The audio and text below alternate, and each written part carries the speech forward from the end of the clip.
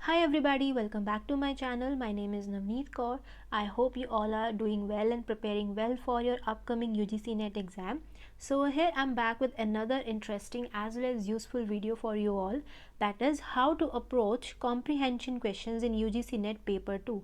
So this is a requested video. One of my subscribers wanted me to create a video on this particular topic, so here I am. And in this video, I'm gonna tell you that how you can approach comprehension questions which are asked in UGC NET paper 2, right? So as you all are aware that UGC NET exam is divided into two papers, right? Paper 1 and paper 2.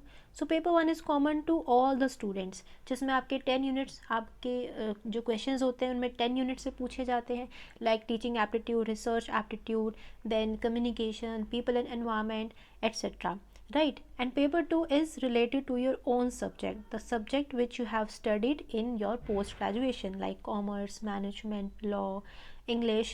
ठीक है, तो paper 2 में पहले का जो pattern था, paper 2 में as you know that 100 questions are asked. ठीक है, 100 MCQs पूछे जाते हैं. एंड आपको वहाँ पर जो भी 100 MCQs होते हैं, the questions are totally related to your subject. But अब क्या हो रहा है, स्टार्टिंग फ्रॉम दिसंबर 2019 ऐसा देखा गया है कि एग्ज़ाम में अब कॉम्प्रीहेंशन क्वेश्चंस भी पूछे जा रहे हैं. ठीक है, तो पहले क्या था, सिर्फ आपको 100 MCQs पूछे जाते थे. अब क्या होता है, आपसे 90 क्वेश्चंस पूछे जाते हैं एंड रिमेनिंग जो 10 क्वेश्चंस होते हैं they are asked in the form of comprehension. आपको 2 कॉम्प्रीहेंशन के पैसेजेस एग्जाम में दिए होते हैं and you are asked 10 questions from them, 5 questions from each comprehension passage. ठीक है, तो अब इन क्वेश्चंस को हमें कैसे अप्रोच करना चाहिए, हमें कैसे इन क्वेश्चंस को सॉल्व करना चाहिए so that we end up solving all the questions correctly. ठीक है, तो यहाँ पे अप्रोच मैं आपको बताऊंगी कि आप कैसे इन क्वेश्चंस को सॉल्व कर सकते हैं. एंड अब क्योंकि ये नया पैटर्न है, आपके पेपर 2 में भी आपको कॉम्प्रीहेंशन बेस्ड क्वेश्चंस आ रहे हैं, सो इट इज़ इम्पॉर्टेंट कि आप इस चीज़ को समझें. ठीक है, एंड क्योंकि कॉम्प्रीहेंशन है, इतना टफ नहीं होगा. आपको जो भी क्वेश्चंस के आंसर दे रहे हैं वो कॉम्प्रीहेंशन बेस्ड ही होंगे. आपको पैसेज में से ही ढूंढ के आंसर्स को टिक मार्क करना है. तो ऐसे में आपके लिए यहाँ पर प्रोबेबिलिटी इंक्रीज़ हो जाती है कि आप सारे ही क्वेश्चंस को करेक्टली सॉल्व कर सकें. सो अप्रोच क्या रहनी चाहिए ऐसे क्वेश्चंस को सॉल्व करने के लिए, वो मैं आज यहाँ पे आपको डिस्कस करूँगी. सो before moving further, this is something about me. Also guys, you can connect with me on Instagram and Facebook, as well as you can join my Telegram channel as well for daily doses of practice questions, study notes and all the updates regarding UGC NET exam. So you can just search NTA NET with Navneet and you'll be able to find my page on all these platforms, as well as the link is provided in the description box. So आप वहाँ से जाकर भी checkout कर सकते हैं. And guys, इस lecture की जो भी PDF है वो आपको मेरे टेलीग्राम चैनल पर मिल जाएगी. सो आप वहाँ पर जाकर PDF को एक्सेस कर सकते हैं. And make sure that you join my Telegram channel as well. So without any further delay now let's get started. So first of all, points to keep in mind while solving comprehension questions in paper 2. तो अब paper 2 में जो भी आपको comprehension questions पूछे जाते हैं उनको सॉल्व करने की क्या अप्रोच होनी चाहिए, आपको क्या पॉइंट्स जो है वो माइंड में रखने हैं. ठीक है, फर्स्टली देखो, देर आर 2 कॉम्प्रीहेंशन पैसेजेस. अब यहाँ पर मैंने जैसा कि आपको पहले ही बताया कि आपको 2 पैसेजेस गिवन होते हैं एग्ज़ाम में. ठीक है, एंड वो एंड में गिवन होते हैं. मीन्स आपको जो स्टार्टिंग के 90 क्वेश्चंस हैं वो आपको एज इट इज़ आपके सब्जेक्ट से रिलेटेड होंगे MCQs, एंड जो लास्ट में 10 क्वेश्चंस होंगे वो आपको पैसेज से पूछे जाएंगे. ठीक है, तो लास्ट में ही आपको कॉम्प्रीहेंशन मिलते हैं. तो आपको क्या करना है, you should not spend more than 15 minutes on to solving these comprehension passages. देखो, एग्जाम में time management is really important अगर आपको सभी क्वेश्चंस को अटेम्प्ट करना है तो. राइट, ऐसे में आपको ये डिसाइड करना बहुत इंपॉर्टेंट है कि आप इन दोनों क्वेश्चंस पे, इन दोनों पैसेजेस पे कितना टाइम स्पेंड करें. सो देखो, टोटल 100 क्वेश्चंस होते हैं. ठीक है, एंड टाइम अलॉट कितना होता है आपको पेपर 2 के लिए, 2 hours, that is 120 minutes. Right, अब तो क्योंकि कंप्यूटर बेस्ड टेस्ट है तो आपके पास टोटल 3 आवर्स होता है जिसमें आपको दोनों ही पेपर सॉल्व करने होते हैं. बट अगर हम टाइम फिर भी डिवाइड करें तो paper 1 should be completed in your 1 our and paper 2 should be completed in 2 hours. ठीक है, तो अगर हम देखें तो 1 मिनट में आपका हर एक क्वेश्चन सॉल्व हो जाना चाहिए. एंड उसके बाद भी आपके पास कितना टाइम लेफ्ट है, 20 मिनट्स. ठीक है, तो इसलिए क्योंकि और भी क्वेश्चंस होते हैं, कुछ न्यूमेरिकल्स भी होते हैं जिन्हें आपको सॉल्व करने में टाइम लग सकता है। तो इसलिए मैंने यहाँ पर बोला कि आप मैक्सिमम से मैक्सिमम 15 मिनट्स जो है वो कॉम्प्रीहेंशन पे स्पेंड करना, इससे ज़्यादा आपको स्पेंड नहीं करना चाहिए। ठीक है, 15 मिनट्स इसलिए मैंने बोला बिकॉज कॉम्प्रीहेंशन है, आपको पैसेज भी रीड करना होता है, उसको अंडरस्टैंड करना होता है, एंड आपको जो भी क्वेश्चन सॉल्व करना है वो पैसेज में फाइंड आउट करके आपको क्वेश्चन सॉल्व करने हैं। तो वहाँ पर मैंने 5 मिनट्स एक्स्ट्रा दिए हैं। ठीक है, बट इससे ज़्यादा नहीं होना चाहिए बिकॉज फिर आप बाकी क्वेश्चंस को सॉल्व नहीं कर पाओगे, आपका पेपर जो है वो छूटने के चांसेस रहते हैं। सो first of all keep this thing in mind that you should not spend more than 15 minutes on solving these comprehension questions. Secondly आपको क्या करना है, अब आपको इन क्वेश्चंस को कैसे सॉल्व करना है। ठीक है, कॉम्प्रीहेंशन क्वेश्चंस को कैसे आपको अप्रोच करना है। फर्स्ट ऑफ ऑल देखो, पूरा पैसेज जो भी आपको गिवन है वो एक बार देख लो। ठीक है, एंड एनालाइज करो कि कितने नंबर ऑफ पैराग्राफ्स गिवन है। सपोज आपको 2 to 3 या फिर 3 to 4 पैराग्राफ्स आपको गिवन है। ठीक है, तो आप देखो कितने पैराग्राफ्स आपको गिवन है, एक नज़र मार लो कि आपको पूरा पैसेज कितने पैराग्राफ्स के फॉर्म में दिया हुआ है। उसके बाद read the first line of each paragraph in order to understand its theme. अब देखो, पूरा का पूरा पैसेज तो आप नहीं रीड कर सकते एंड करना भी नहीं चाहिए। This is not the right way to solve this kind of questions. ठीक है, तो आपको पूरा पैसेज नहीं रीड करना, आपको हर एक पैराग्राफ की फर्स्ट लाइन को रीड करना है so that you can easily understand the theme और the the idea which is being talked about in the particular paragraph. ठीक है, तो किस बारे में बात हो रही है एक पर्टिकुलर पैराग्राफ में, उसको समझने के लिए you have to read the first line of each and every paragraph. So it is important. ठीक है, उसके बाद आपको क्या करना है, अगर पैसेज लॉन्ग है, देखो आपको कॉम्प्रीहेंशन है, पेपर 2 है, तो आपको लॉन्ग पैसेज भी मिल सकता है, शॉर्ट भी मिल सकता है। अगर पैसेज लॉन्ग है तो पूरा तो बिल्कुल रीड करना ही नहीं है। ठीक है, वेस्ट नहीं करना आपको टाइम, एंड ना ही आपको डायरेक्टली क्वेश्चंस पे जाना है। बिकॉज मैंने कई बार सुना है, ऐसे बोलते हैं सभी कि आप पैसेज को रीड मत करो, क्वेश्चंस सीधा रीड करो एंड फिर क्वेश्चंस को सीधा पैसेज में फाइंड आउट करो उनके आंसर्स। ठीक है, but this should not be done because आपको जो पैसेज नहीं पता होगा तो आप कैसे क्वेश्चंस को सॉल्व करोगे। इसलिए आपको एक बार ज़रूर एनालाइज करना है कि पैसेज कैसे गिवन है, कितने पैराग्राफ्स है। अगर पैराग्राफ्स 2, 3, 4 पैराग्राफ्स है तो सभी की एक फर्स्ट लाइन आपको रीड कर लेनी है। ठीक है, एंड आपको डायरेक्टली क्वेश्चंस पे नहीं जाना। ठीक है, तो सबसे पहले वो क्या करना है, follow the previous step before solving the questions. तो आपको ये वाला स्टेप फॉलो करना है, that is reading the first line of each paragraph. तो उस क्वेश्चन को सॉल्व करने से पहले आप इस पैराग्राफ को इस स्टेप को फॉलो करेंगे, उसके बाद ही आपको क्वेश्चंस पे मूव ऑन करना है। फाइन, सो नेक्स्ट अब आपको क्या करना है, रीड द क्वेश्चन केयरफुली, अच्छे से क्वेश्चन पढ़ो बिकॉज आपको यहाँ पर डायरेक्ट क्वेश्चंस नहीं मिलते। पैसेज में आपको डायरेक्ट क्वेश्चंस नहीं मिलेंगे कि हाँ आपने क्वेश्चन पढ़ लिया एंड आपको डायरेक्टली ही उसका आंसर जो है पैसेज में मिल जाएगा। नो, आपको क्वेश्चन को समझना पड़ेगा कि बात क्या हो रही है, बिकॉज जो क्वेश्चंस आते हैं वो अंडरस्टैंडिंग वाले आते हैं। पैसेज में कुछ और गिवन है एंड क्वेश्चन में कुछ और होता है, तो आपको समझना पड़ता है कि क्वेश्चन में क्या पूछा गया है एंड उसके बेसिस पे पैसेज के अकॉर्डिंग आप क्या आंसर टिक मार्क कर सकते हो। ठीक है, अगर आपको समझ नहीं आ रहा तो उसको 2 बार रीड करो, बट क्वेश्चन को अच्छे से समझना ज़रूरी है। अब क्वेश्चन आपने पढ़ लिया, आपको पता लगे कि क्वेश्चन में किस बारे में बात हो रही है, तो उसके बाद jump to the paragraph in which there may be an answer to the question based on your analysis. आपने जब पैसेज को रीड किया था, जब आपने पैसेज को रीड किया था, पैराग्राफ्स आपने फर्स्ट लाइन सबकी रीड की थी, जब आपको पता चला कि किस पैराग्राफ में क्या बात बोली गई है, तो आप जब क्वेश्चन को देखोगे, क्वेश्चन को देखने के बाद आप ये फाइंड आउट करो कि इस क्वेश्चन का आंसर जो है आपको किस पैराग्राफ में मिल सकता है। राइट, तो आपको अपने एनालिसिस के बेसिस पे ये फाइंड आउट करना है, वो प्लेस फाइंड आउट करना है जहाँ पे आपको उस क्वेश्चन का आंसर मिल सकता है। Then solving question in this way would increase the probability of attempting all the answers correctly. आपके सारे आंसर्स करेक्ट हो सकते हैं अगर आप इस अप्रोच को फॉलो करोगे। ठीक है, नेक्स्ट क्वेश्चंस देखो डायरेक्टली नहीं पूछे जाते, चांसेस है पूछे जा भी सकते हैं एंड नहीं भी पूछे जा सकते। सो जब आपको डायरेक्टली क्वेश्चंस नहीं आएंगे तो आपको पैसेज को समझना उस टाइम पे तो बहुत इंपॉर्टेंट हो जाएगा in order to solve conceptual questions. Right, तो आपको कंसेप्चुअल क्वेश्चंस आपको गिवन होंगे, आपको उनको सॉल्व करने के लिए you need to understand the passage. So ऐसे में आपको डायरेक्ट क्वेश्चंस एक्सपेक्टेड कम ही होते हैं कि आपको डायरेक्ट क्वेश्चंस देखने को मिले। ठीक है, सो अब 2 पैसेजेस होते हैं, तो 1 passage would be long and the other would be short.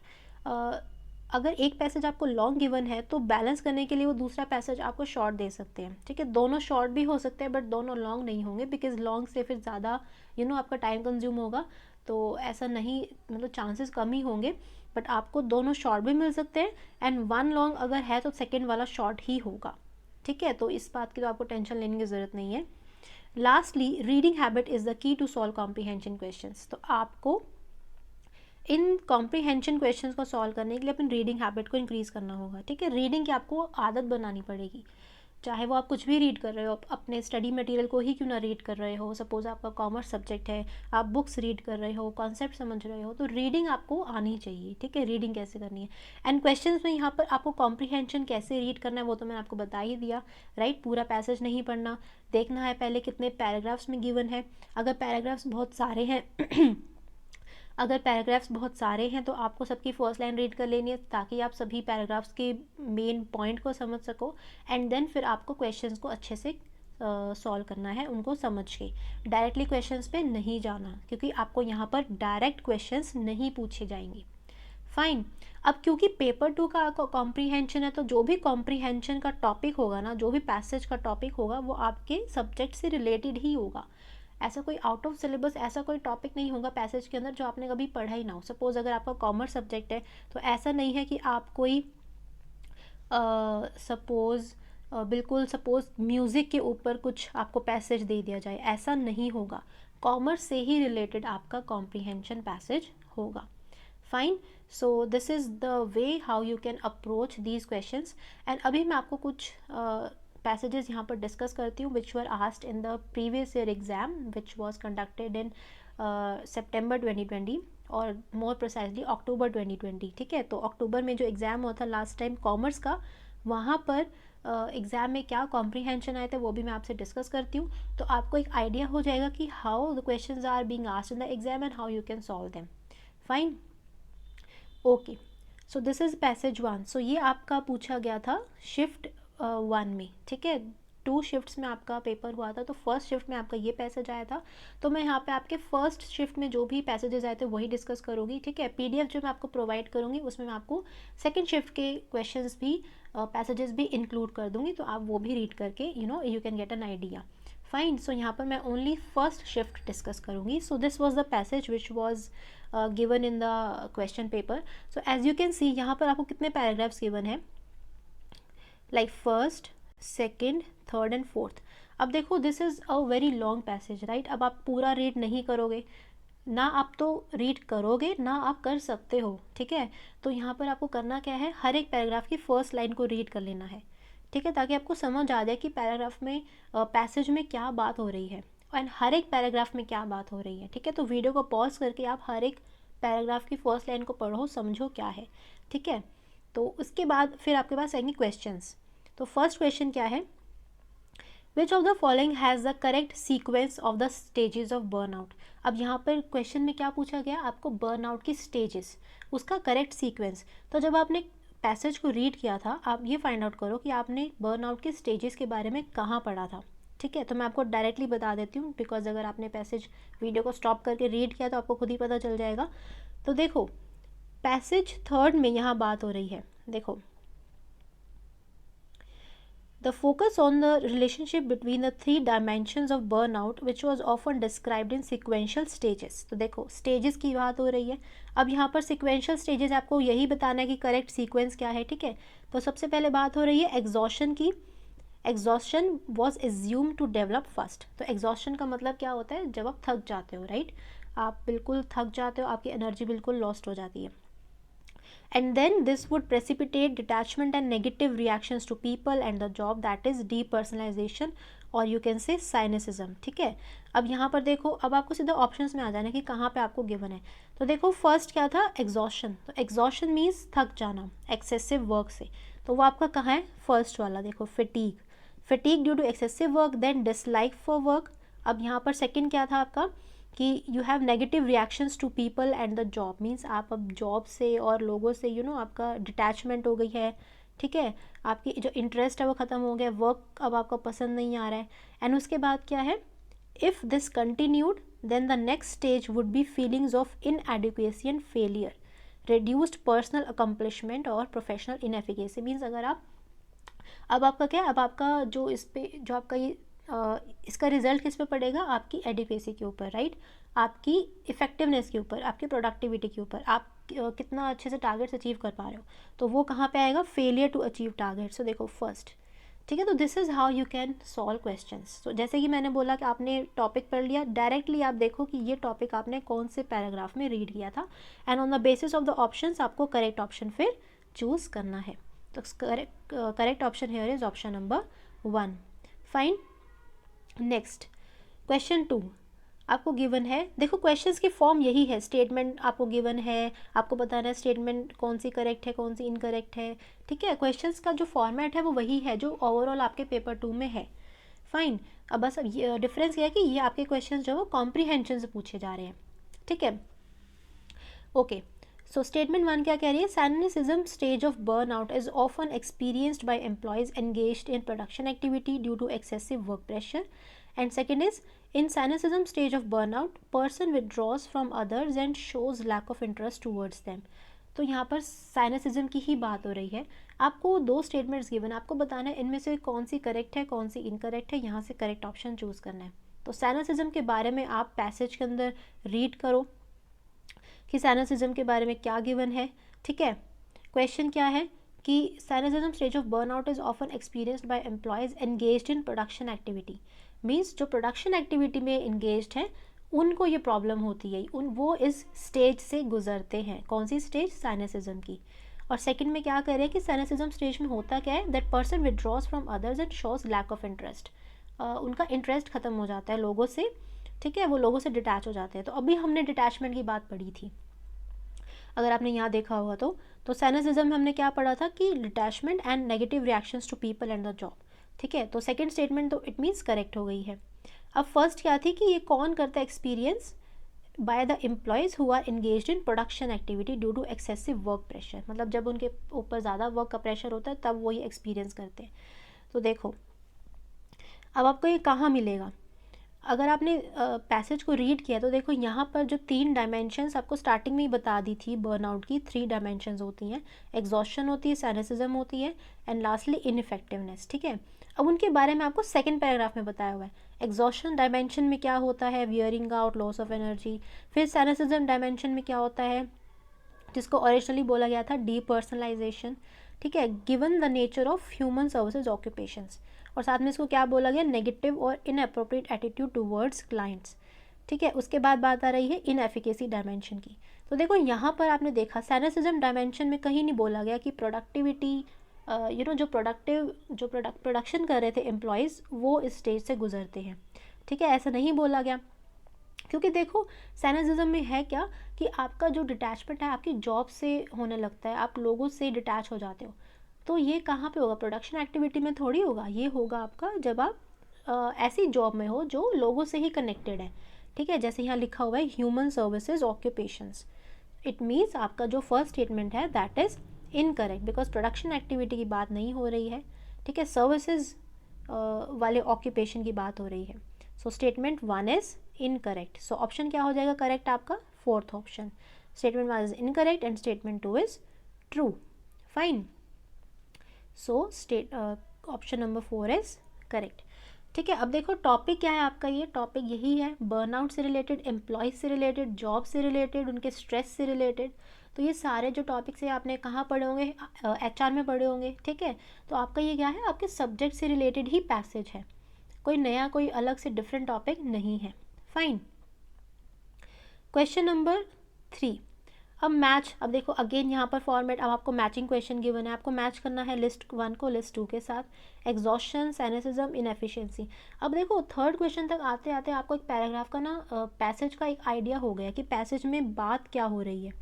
आपको अभी तक समझ में आ गया होगा पैसेज में बर्नआउट की बात हो रही है, बर्नआउट के 3 डायमेंशंस है, वो 3 डायमेंशंस यही हैं। अब आपको मैच करना है। अगर आपको वैसे भी समझ आ गया होगा तो आप बिना पैसेज में वापस जाए आप यहाँ पे क्वेश्चन को सॉल्व कर सकते हो। जैसे एग्जॉस्शन का मतलब क्या होता है, थक जाना, है ना। तो यहाँ पर एनर्जी लॉस्ट हो जाना, तो exhaustion means no energy for work. Cynicism में क्या था, आपका डिटैचमेंट हो जाता है लोगों से, अपनी जॉब से। तो यहाँ पे क्या होता है, आपका इंटरेस्ट खत्म हो जाता है, नो इंटरेस्ट इन कस्टमर।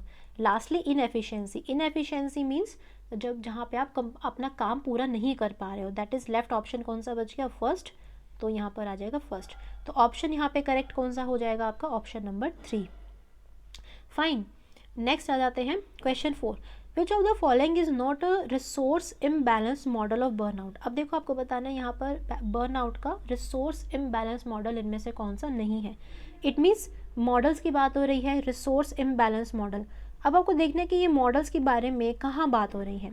तो अगर आपने रीड किया होगा अपना पैसेज, तो आपने देखा होगा कि पैसेज नंबर 4 में बात हो रही है मॉडल्स की, ठीक है, of imbalances leading to strain, यहाँ पे बात हो रही है। अब ऑप्शंस भी देख लो, ऑप्शन में क्या क्या है, job demand resource model, conservation of resource model, areas of work life है, 3 डायमेंशनल। तो यहाँ पर देखो आपको गिवन है, देखो 2 developmental models of demand resource imbalanced have emerged. अब यहाँ पे क्या है, रिसोर्स इम्बैलेंस के मॉडल कौन कौन से, job demand resource and conservation of resource. तो ये दोनों तो हैं, ठीक है, आपको बताना है कौन सा मॉडल नहीं है। चलो ये दोनों तो मिल गए। उसके बाद आप सीधा ना मतलब कीवर्ड्स पे पहुंच जाया करो। आपको देखना है कि अब next model suppose areas of work life model है, ये आपको कहाँ दिख रहा है, आपने देखा कि areas of work life model आपको ये दिख रहा है, ठीक है। तो अब ये पूरी लाइन रीड कर लो, क्या है, different variation of imbalance model of burnout is this. तो यहाँ पे बोला कि एक और वेरिएशन है इसका, इट मीन्स ये भी मॉडल है। तो resource imbalance model of burnout कौन सा नहीं है, 3 डायमेंशनल मॉडल। ऑप्शन नंबर 3 यहाँ पे क्या हो जाएगा, करेक्ट। फाइन, तो ऑप्शन नंबर 3 इज करेक्ट। सो ऐसे आपको करना है, आपको पूरा पैसेज रीड नहीं करना आपको। यहाँ पे अब क्या था, अब क्योंकि पैसेज 4 में आपको यहाँ पे दिख रहा है कि आंसर होगा, अब पैसेज 4 इतना बड़ा है तो क्या करो, ऑप्शंस में देख लो, जो जो ऑप्शंस में बोला गया वो देख लो सारे यहाँ पर है कि नहीं है, ठीक है। So this is how you can solve these questions. Next question 5, which of the following are caused by burnout. अब बर्नआउट से क्या क्या होता है, concern for clients, negative social behaviour, physical and mental strain. अब देखो यहाँ पे आपको मैंने अगेन आपको बोला, आपको पैसेज समझ आने लग जाएगा, अब आपको दोबारा पैसेज में जाने की ज़रूरत ही नहीं है। तो देखो जब बर्नआउट होता है तो क्लाइंट्स की तरफ कंसर्न बढ़ता है आपका, ये तो नहीं है, क्योंकि हमने स्टेज पढ़ी थी साइनिसिज्म की। साइनिसिज्म में क्या होता है, आप डिटैच हो जाते हो अपने जॉब से और अपने क्लाइंट से, कस्टमर से, तो कंसर्न तो नहीं होगा। तो ए ऑप्शन तो बिल्कुल रॉन्ग है। अब यहाँ पर जहाँ जहाँ ए है वो कैंसिल कर दो, ये कैंसिल हो गया, ये कैंसिल हो गया, ये कैंसिल हो गया, रिमेनिंग कौन सा बचा, B and C. It means ये करेक्ट होना चाहिए। बी क्या है, नेगेटिव सोशल बिहेवियर, येस, आप लोगों से आपका नेगेटिव, आपका जो रिएक्शन है वो नेगेटिव हो जाते हैं, करेक्ट है। फिजिकल एंड मेंटल स्ट्रेन, बिल्कुल आप स्ट्रेन लेने लग जाते हो, फिजिकली भी मेंटली भी, मीन्स आपकी एनर्जी भी खत्म हो जाती है, आप टारगेट्स भी अचीव नहीं कर पाते हो, ठीक है। तो B and C is correct. तो करेक्ट ऑप्शन क्या हो जाएगा, ऑप्शन नंबर 3। फाइन, सो देखो यहाँ पर आपने फर्स्ट पैसेज को सॉल्व कर लिया। अब फर्स्ट पैसेज क्या था आपका, थोड़ा लॉन्ग था, तो सेकंड पैसेज जो आपका शॉर्ट है वो, ठीक है। ये कॉमर्स पेपर की फर्स्ट शिफ्ट से मैंने दोनों पैसेजेस लिए हैं। तो देखो फर्स्ट पैसेज आपका काफ़ी लॉन्ग था, तो उन्होंने कॉम्पनसेट करने के लिए, बैलेंस बनाने के लिए, they have given a short passage, second passage जो है। अब यहाँ पे भी आप वीडियो को पॉज करके, अब क्योंकि शॉर्ट है तो आप इसको ज़्यादा टाइम आपका नहीं लगेगा इसको रीड करने में, ठीक है। वीडियो को पॉज करके आप इसको रीड कर लो एक बार फटाफट से कि क्या बात हो रही है, ठीक है, क्या है इस पैसेज में, ठीक है। सो आई होप आपने रीड कर लिया होगा पैसेज को। Let's quickly move on to our questions. So question number 1 is, which among the following is a correct statement based on the passage. अब आपने पैसेज को पढ़ लिया, समझ लिया, आपको बताना है कि इस पैसेज के बेसिस पे इनमें से कौन सी स्टेटमेंट करेक्ट है। देखो, consumers laws are not explain well in India, Indian judicial system needs a drastic reform to facilitate consumers welfare, Indian manufacturers are clever, and lastly the Indian consumers have no remedy and get frustrated. अब देखो, ज़रूरी नहीं कि questions आपको directly पूछे जाएं, और ये क्वेश्चन बिल्कुल भी डायरेक्ट नहीं है, ठीक है। अब देखो यहाँ पर आपको एक लाइन दिख रही होगी लास्ट वाली, the Indian consumers have no remedy and get frustrated, and same line आपको आपके पैसेज में दिख रही है, the victims have no remedy and gets frustrated. तो आप क्या करोगे, इंस्टेंटली आप ऑप्शन 4 को टिक कर दोगे कि ये वाली स्टेटमेंट जो है वो करेक्ट है। बट नहीं, आपको समझना है कि बात क्या हो रही है। कंज्यूमर्स के बारे में बात हो रही है, पर यहाँ पे विक्टिम्स की बात हो रही है, ठीक है। ज़रूरी नहीं कि सारे कंज्यूमर्स को नहीं बात कर रहे, वो विक्टिम्स की बात कर रहे हैं। कौन विक्टिम्स, जो जो भी जो भी मैन्युफैक्चरर्स है, जो प्रोड्यूसर्स है, या फिर जो गलत सामान बेच रहे हैं, एग्जैजरेटेड या फॉल्स क्लेम्स कर रहे हैं, उनके जो विक्टिम्स हैं, ठीक है, उनकी बात हो रही है। तो यहाँ पर आपका ऑप्शन 4 करेक्ट नहीं है। तो यहाँ पर आपने देखा होगा, आपने जब पूरा पैसेज रीड किया होगा, तो आपको करेक्ट आंसर यहाँ पे क्या होना चाहिए, option number 2, Indian judicial system needs a drastic reform to facilitate consumers welfare. क्यों, ऐसा क्यों लिखा हुआ है? क्योंकि देखो यहाँ पर आपको लिखा हुआ है there are a number of enactments in India. देखिए काफ़ी सारे एक्ट्स बने हुए हैं, जैसे प्रिवेंशन ऑफ फूड और adulteration act, essential commodities act, hire purchase act, standard weight and measure act, etcetera.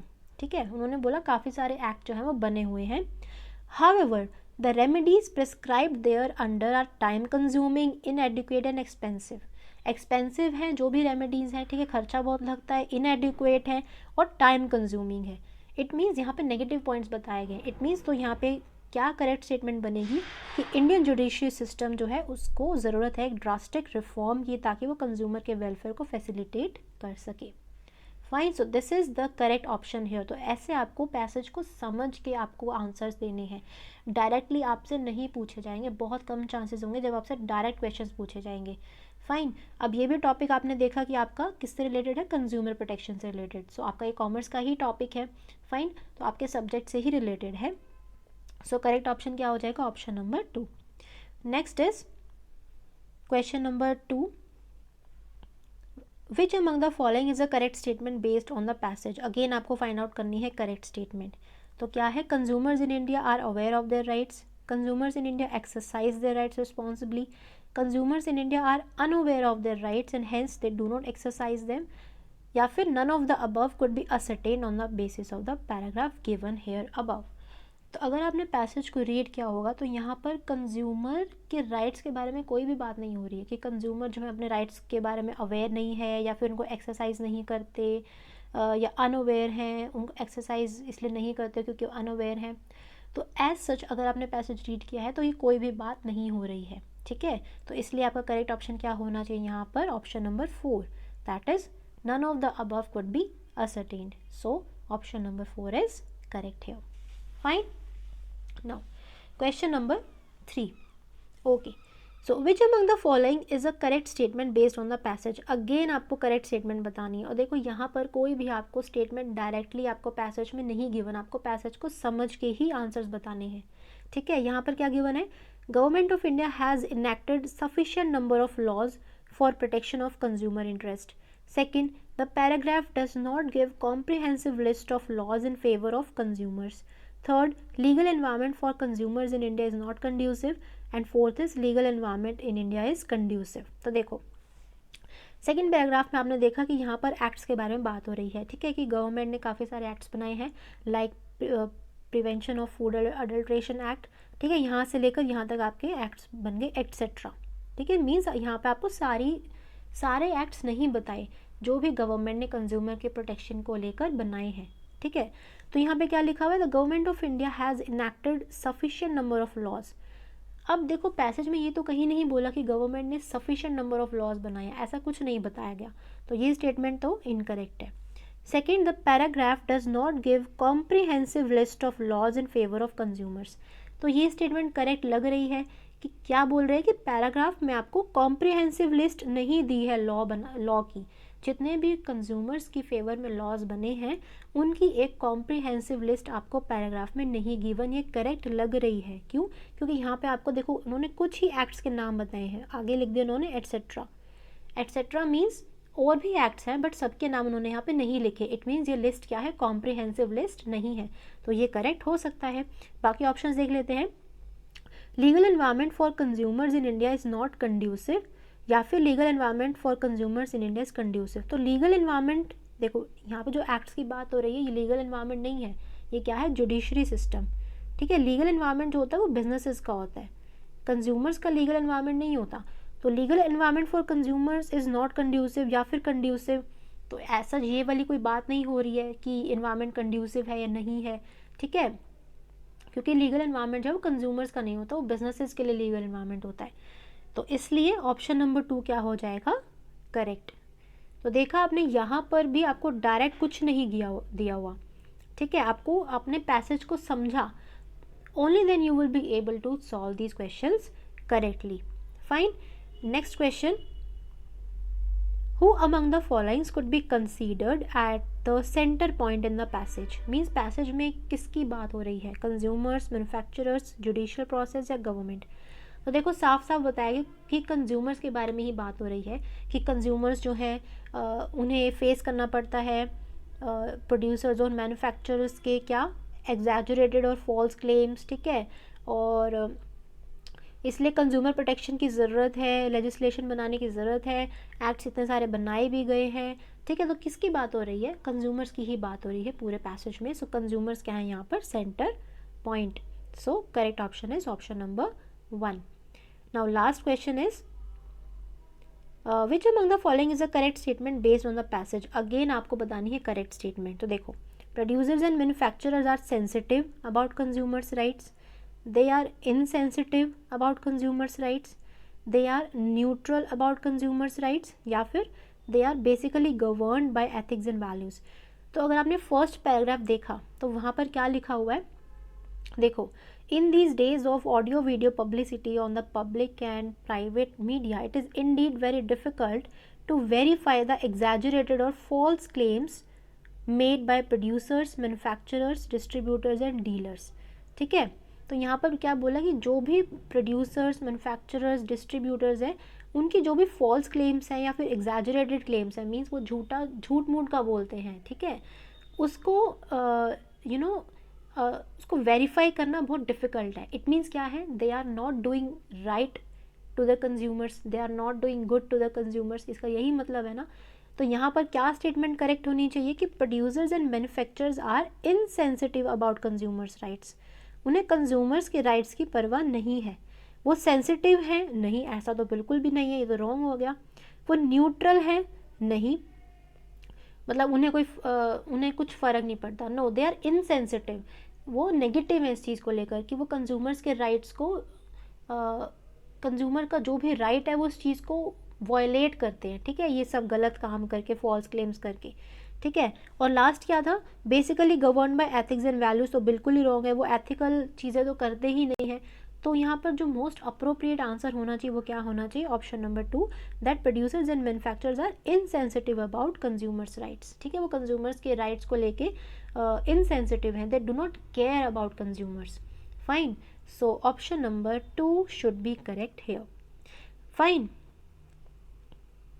और सॉरी, यहाँ पर ऑप्शन नंबर 2 करेक्ट है, but I mistakenly have read option number 4 here. तो इसको आप करेक्ट कर लेना. ठीक है, यहाँ पर ऑप्शन नंबर 2 क्या है?